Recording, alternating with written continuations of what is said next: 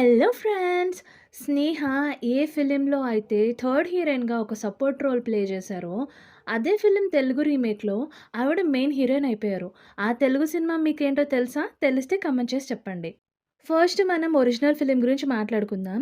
Original film వచ్చేసి తమిళ్‌దనమాట. అది 2001లో release అయిన 'ఆనందం' ఫిల్మ్. ఈ ఫిల్మ్‌లో స్నేహ 'అబ్బాస్' పక్కన హీరోయిన్‌గా నటించారు.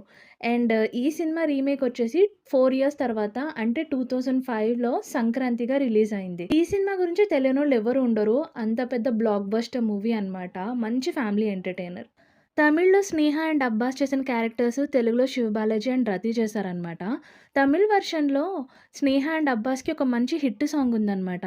ఆ సాంగ్ ఎంత బావుంటదంటే అదే ట్యూన్‌తో తెలుగులో గూడా పాట ఆడి పాడి వయసుకునేది అందిన కానుక పల్లాకుழி వట్టం పార్టీ ఒంటై నాణయం. ఈ రెండిట్లో నా ఫేవరెట్ అయితే తమిళ్ వెర్షన్ అండి.